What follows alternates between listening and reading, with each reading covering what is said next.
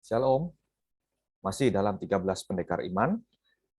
Pada saat ini kita membicarakan pendekar yang kelima, dan yang menempati pendekar yang kelima ini adalah Nuh. Kita akan berbicara mengenai Nuh. Nuh ini tentu karyanya yang terbesar adalah dia buat bahtera, ya. Tetapi juga ada hal-hal lain yang bisa kita pelajari dan kita harus bersyukur kepada Bapa Nuh ini. Kenapa? Karena Nuh merupakan orang yang bisa membuat Tuhan berjanji untuk tidak lagi mendatangkan air bah ke dalam dunia, ke dalam bumi ini, sampai selama-lamanya, sampai pada akhirnya nanti. Jadi kita harus berterima kasih kepada leluhur kita, Nuh ini ya. Kemudian Nuh juga adalah orang yang sangat berhikmat, orang yang hati-hati dalam tindakannya. Dari mana kita tahu hal itu?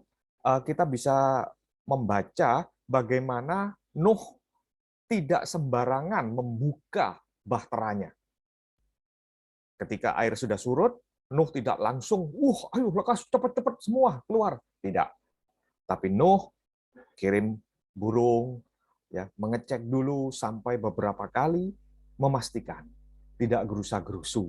Ya, makanya kadang-kadang kita juga jangan cepat-cepat mendengar sesuatu, mendengar, ini nubuatan dari Tuhan, ini perintah Tuhan, langsung, seolah-olah harus semuanya terjadi saat itu juga. Tidak, Roh mengatakan bahwa kita harus menguji segala sesuatunya, karena ada Roh Kudus di dalam hidup kita. Ya. Nah, kemudian Nuh ini adalah orang yang kembali.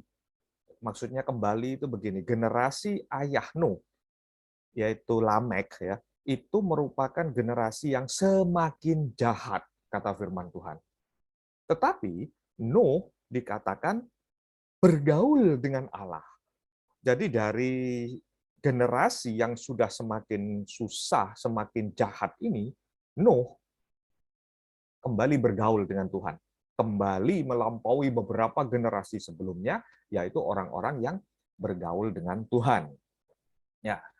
Nah, tentu kalau kita berbicara Nuh, kita tidak bisa lepas dari bagaimana Nuh membuat bahtera. Dan inilah memang sebetulnya yang menjadi kekuatan dari Nuh sampai Nuh ini masuk ke dalam Hall of Fame, masuk dalam Ibrani 11. Kelihatannya sederhana, hanya membuat bahtera. Tetapi kita mesti melihat bahwa ketika Nuh membuat bahtera itu ada di tengah generasi yang sudah tidak lagi mempercayai Tuhan. Generasi yang kepercayaannya kepada Tuhan sudah sangat drop, sudah sangat luntur. Jadi Nuh ini menentang kondisi sekitar, dan Nuh lebih taat kepada Tuhan, lebih takut kepada Tuhan daripada kepada sekelilingnya. Ini tidak gampang. Ini tidak gampang. Lebih takut kepada Tuhan daripada ke sekelilingnya. Daripada orang-orang di sekitar kita, daripada tekanan atasan kita, bos kita, pekerjaan kita. Ya, seringkali di zaman sekarang kita lebih takut kepada manusia, lebih takut kepada tekanan politik, lebih takut kepada tekanan ekonomi daripada kepada Tuhan. Ya, mungkin kita bisa mengatakan, seandainya aku mendengar suara Tuhan, maka pasti aku akan nurut sama Tuhan. Masalahnya aku tidak gitu jelas dengar suara Tuhan. Kalau dengar suara Tuhan, pasti tak turuti. Aku tidak akan takut kepada apapun. Tidak sesederhana itu, ya rekan-rekan. Kita tahu bagaimana seorang Yunus.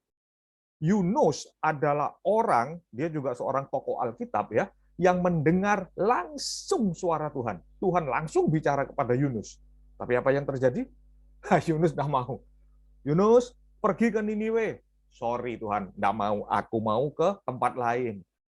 Yunus, Niniwe, Tidak Tuhan, aku mau ke sana.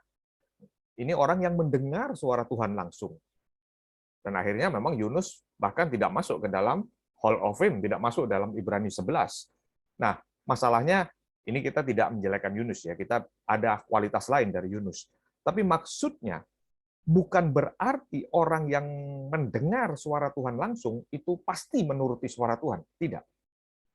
Tapi suara Tuhan itu diuji, dicek lagi, kemudian apabila memang dorongan itu dari Tuhan, berani atau tidak, kita mengambil langkah untuk lebih takut kepada apa yang disuruhkan oleh Tuhan, lebih takut untuk lebih takut kepada Tuhan, ya, mentaati apa yang dikatakan Tuhan daripada tekanan dari sekeliling kita.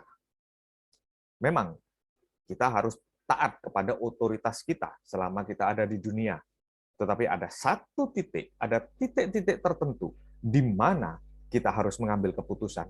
Apakah kita lebih takut kepada Tuhan atau kita harus takut kepada manusia di sekeliling kita.